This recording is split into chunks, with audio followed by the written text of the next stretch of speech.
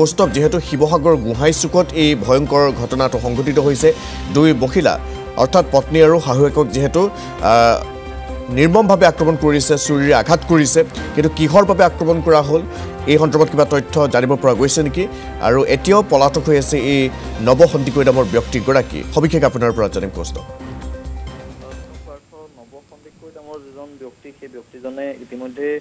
যেহেতু পলায়ন কৰিছে গোটেই ঘটনাটো কৈ আৰু তাৰ পিছত আৰক্ষীৰ যে তদন্ত সেই তদন্ত প্ৰক্ৰিয়া আৰম্ভ কৰিছে কালিৰ পৰা কিন্তু কথাটো হৈছে যে ওচৰ চুবুৰীয়াৰ যে ভাষ্য আমি যেতিয়া তেওঁলোকক সুধিছিলো তেতিয়া তেওঁলোকে কৈছিল যে নৱ সন্দিকৈ নামৰ এই ব্যক্তিগৰাকী যেহেতু সৰু পত্নী আছিল আৰু ইয়াৰ পূৰ্বে এমাহমান পূৰ্বে তেওঁ পত্নীক আহি মাকৰ ঘৰৰ পৰা তেওঁ ঘৰলৈ লৈ যাবলৈ লৈছিল কিন্তু পত্নী যাবলৈ অমান্তিক হ'ল কিন্তু কালি হঠাৎ নৱ সন্দিকৈ নামৰ ব্যক্তিজন আহিল অহাৰ পিছত তেওঁ শাহুৱেক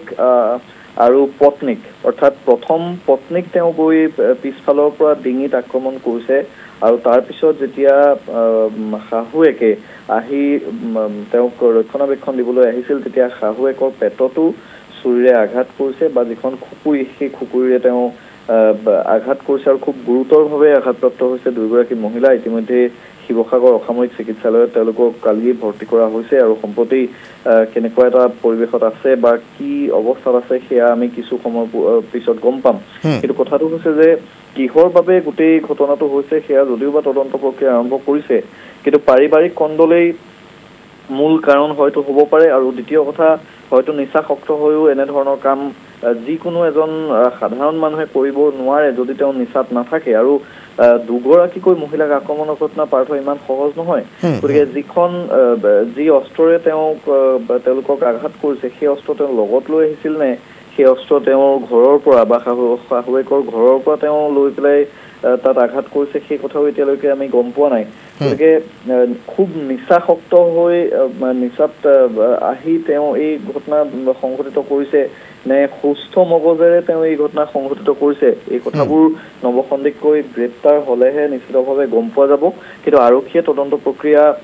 অব্যাহত ৰাখিছে আৰম্ভ ইতিমধ্যেই কৰিছে কিন্তু এটা কথা ঠিক যে এমাহৰ পূৰ্বে যেতিয়া পত্নীক নিবলৈ আহিছিল তেওঁৰ ঘৰলৈ তেতিয়া পত্নীয়ে তেওঁৰ ওচৰলৈ নাযাওঁ বুলি কৈ পঠিয়াইছিল আৰু তেওঁ যাবলৈ অমান্তি হৈছিল অৰ্থাৎ হয়তো পূৰ্বৰে পৰা এওঁৰ লগত কিছু সংঘাতত লিপ্ত হৈ আছিল বা তেওঁৰ স্বামীৰ গৃহৰ পৰা যিহেতু আহি মাকৰ ঘৰত আছেহি গতিকে কিবা তেওঁলোকৰ মাজত যে পাৰিবাৰিক কণ্ডল আছে সেই কথাটো নিশ্চিত কিন্তু তাৰ পিছত কালি ঘটনাটো কেনেধৰণে সংঘটিত হ'ল সেয়া আৰক্ষীয়ে তদন্ত অব্যাহত ৰাখিছে কিছু এই নৱ সন্দিকৈ নামৰ ব্যক্তিজন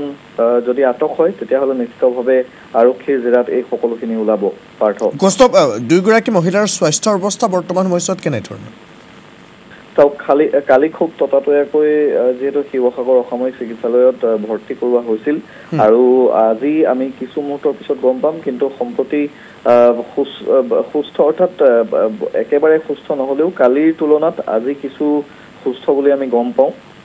যিটো একেবাৰে খুব বেছি আঘাতপ্ৰাপ্ত কালি যিহেতু হৈছিল গতিকে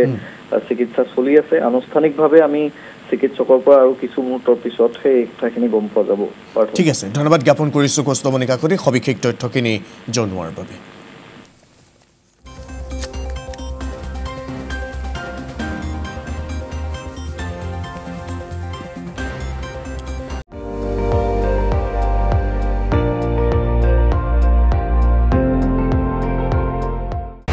আপুনি চাই আছে ND24